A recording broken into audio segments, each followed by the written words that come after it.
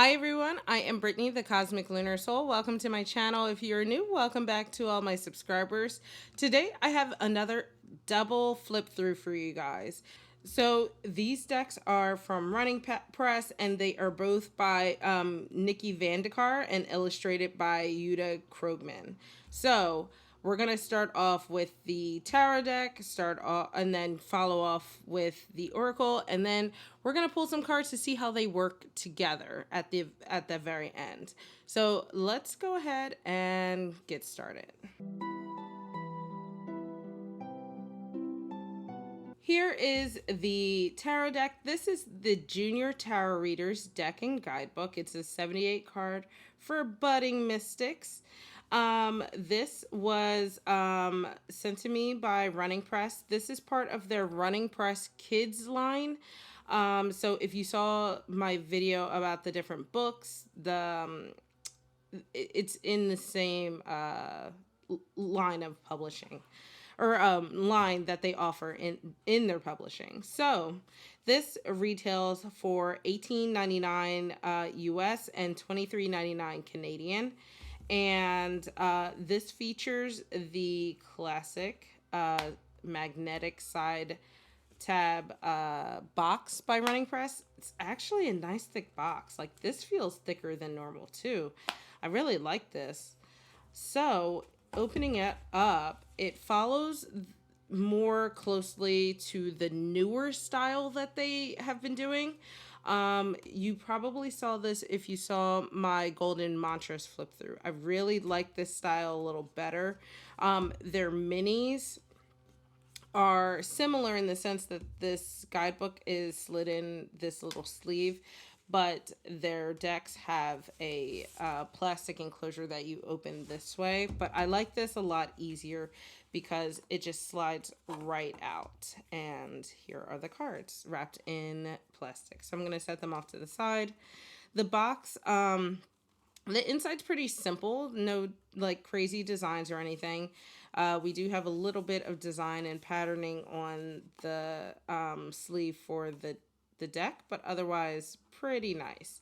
Just note that this box style requires you to have the guidebook in it for it to not feel flimsy, because it'll do that otherwise. But really good box. I'm going to go ahead, set this off to the side, and let's go look at the guidebook.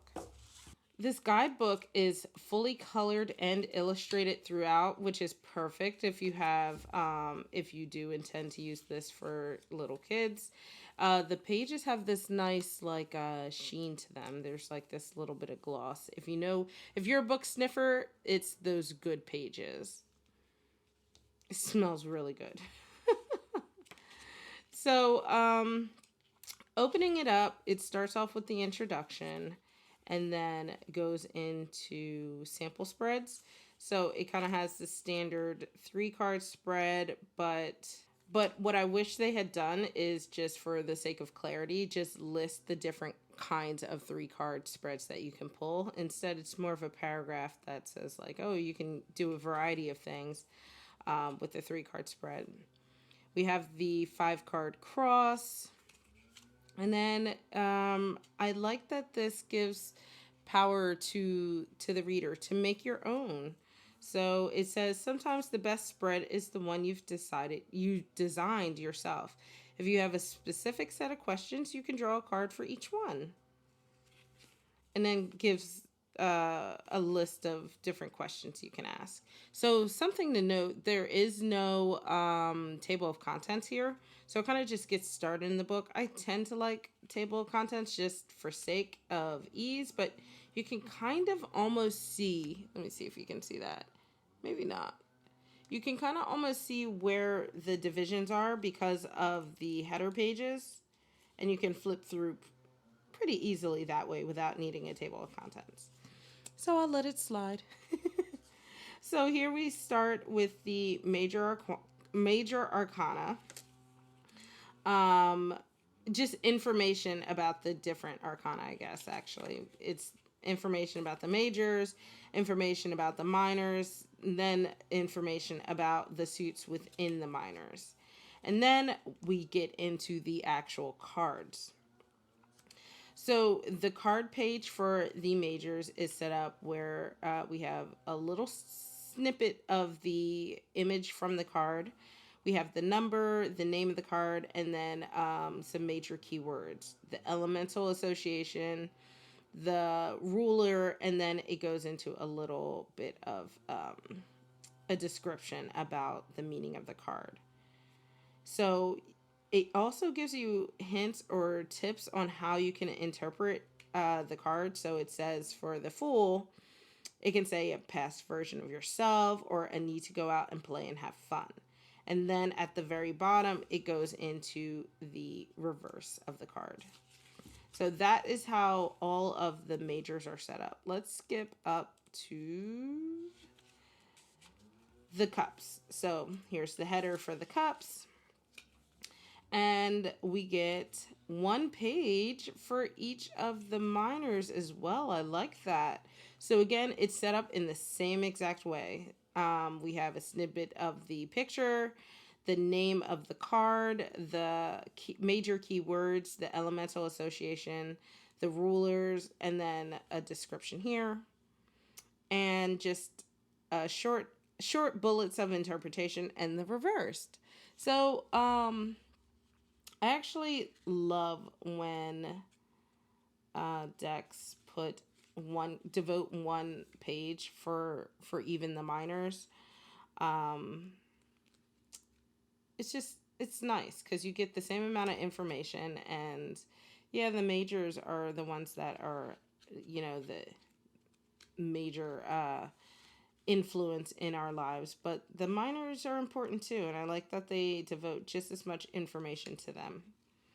So here let's see if there's anything at the end. Nope, it ends with the King of Wands, and that is the guidebook. Pretty simple, very straightforward, and I think it would be very easy to understand for new and young readers. So I'm going to get the cards out and get set up for the flip through.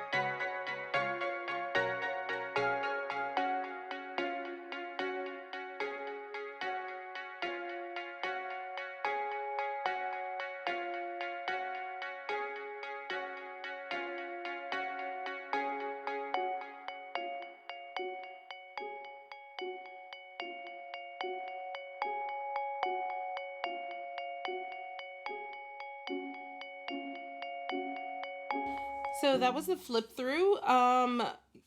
Let's talk about the backs of the cards. The backs are really cute, and they're also reversible. So if you'd like to shuffle in reversals, you can do that without really seeing any difference at all in the backs of the cards. The cardstock is on the thinner side, but I think that's actually probably for the best for decks geared towards kids, because tarot decks and oracle decks can be a little bit hard to grasp. So I think it'll help keep the size and thickness of the deck down, making it easier to learn to shuffle and handle cards.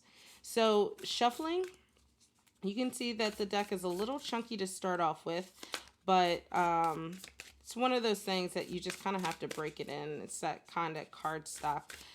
It's matte. It's like a coated matte, lightly coated matte. I don't know how to actually describe it, but it has a nice shuffle sound and shuffles overhand really well. Now, if you are a weird kid like I was, you probably know how to bridge or riffle shuffle. So it riffle shuffles really well. Let's see how well it will bridge. Bridges really well as well. So the artwork is very simple, but I like that it basically pulls in the main motifs of the Rider-Waite. So I would say this is definitely a clone, but it's like a simplified clone in that the key symbolism is pulled out. The main points are pulled out of the cards. So some are pretty simple, like you just have the three people, and then this one, you kind of have more scenery. So I think that their decisions of what to put on the cards was really good. I like that, keeping it also more of a like kids art book kind of style. That's what the artwork kind of reminds me of. It reminds me of like a children's book. And I think that's really fun and relatable, and it keeps it from being intimidating. I would think, if you guys have kids and they're into tarot or wanting to get into tarot, you'll have to let me know their thoughts on the matter. But I do think that the decisions made in the imagery were really well done. So I'm going to go ahead and switch out to the Oracle guidebook, and I'll be right back. All right, here is the Oracle guidebook. The box is pretty much the same, so I'm not going to go too in-depth on that. This is a 44 card deck. This one retails the same price, $18.99 US, $23.99 Canadian. And again, this is from Running Press, and it is part of their Running Press Kids line. So opening it up, we have our guidebook. I'm going to pull the cards out.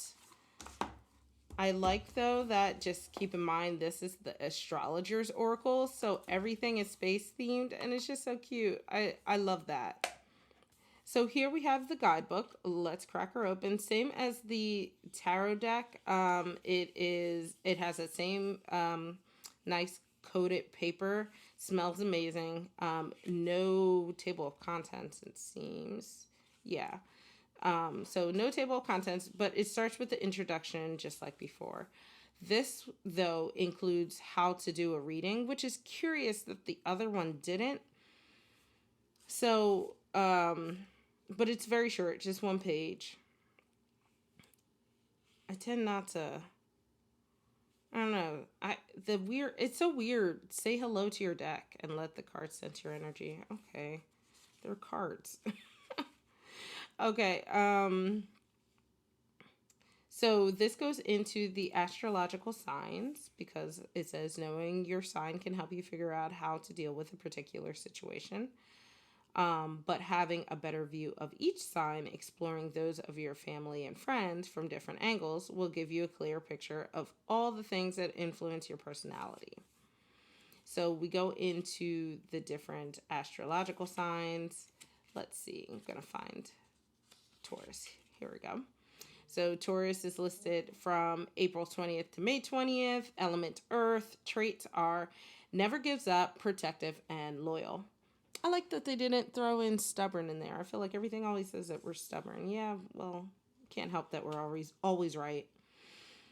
And then in a reading, it says, as the natural leader of the earth signs, hair flip, Taurus is known for being grounded, practical, and reliable. But Taurus also has wonderful flights of fancy and deserves to enjoy what's good in life. Pulling this card symbolizes a need to be more flexible and go with the flow a bit more. Yeah, okay, that's true. Okay, so skipping ahead, we have the cosmos. That is our next area. So this is the planets. So here we have Jupiter. Oh, I like how short and to the point it is. So this is more intuitive. So if your child wants to be a little more free flowing, or even if you want to, this doesn't have to be for kids. If you want to be a little more free flowing with just some like key words in here, that's kind of the vibe I get from this deck, where you're kind of putting the pieces together yourself. So for Mars, it says it's the fourth planet from the sun. This card represents confidence, energy, strength, and ambition. We have Mercury, Neptune, Saturn. Then we go into the sun. It says the star of our solar system. This card represents vitality, purpose, and energy. Uranus, Venus, and then we go into the moon phases. So this portion talks about the lunar cycles. So we just have, interestingly, the moon. And then we go into new moon, waxing crescent, the different. So I'm just going to go here. We'll look at the full moon. It says the full moon represents the peak of magic and energy, meaning you need to reflect on what feels right to you. There's so much power here, and you are stronger than you realize. Oh, I love that. And then we enter the waning phases. So, okay, just like I figured, we get into the specialty moons. So we have the solar eclipse. We have the lunar eclipse. And then we have retrograde. So this is Mercury retrograde. Oh, we only have Mercury retrograde. Okay. Oh, okay. That's cool. So then we get into different like meditations and rituals you can use with your cards. This one is a meditation for boundaries, for calm, compassion, creativity, focus. Oh, I like that one. Self-care. Oh, I absolutely love that one. Reduced worry, self-love. Okay, and ends with self-love.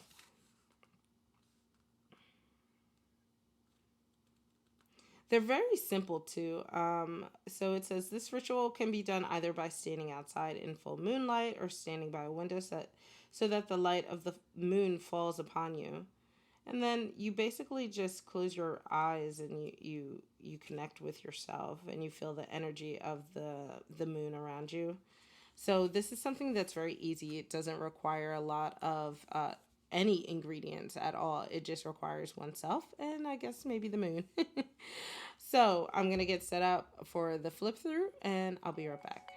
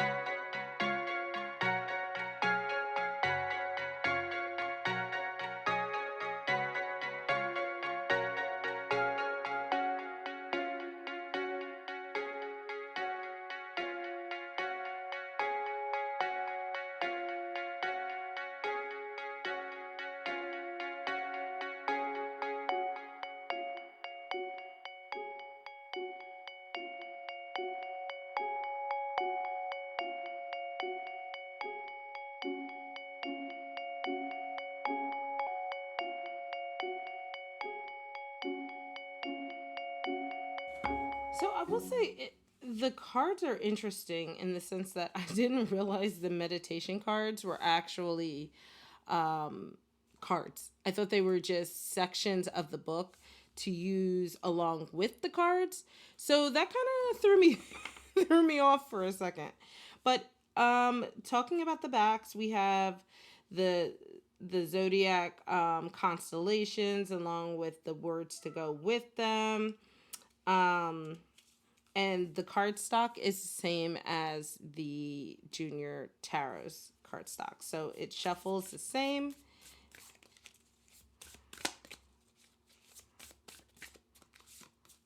And then it's only 44 cards, so I'm not going to bridge this. I'm just going to lightly riffle it. Oops. My bad. I am going to bridge it. It bridges and riffles very well, and it helps break the stickiness, the chunkiness out of the, brand new deck. So I do like to give it a go every once in a while. So what I'm going to do next is pull a card from the tarot deck and the oracle deck, and let's just see how it pairs. I actually thought that they pair a little better than I'm thinking they might now after doing the flip through. Just because the oracle deck is so unique, I think I'd have to be working with it in a specific way. So let's see. We have the Three of Cups. It's not a real reading, guys. Just trying to see, how they look together if we were to shuffle. The borders and everything mesh up. It's just the themes feel off. But let me see. So we have the Three of Cups, which is like celebrating with friends. Let's see with Uranus here. So this... Oh, okay. So this is the 7th planet from the sun and represents innovation, upheaval, and creativity. Interesting. I feel like I'd have to use these a little bit more. What do you guys think? Let me know in the comments.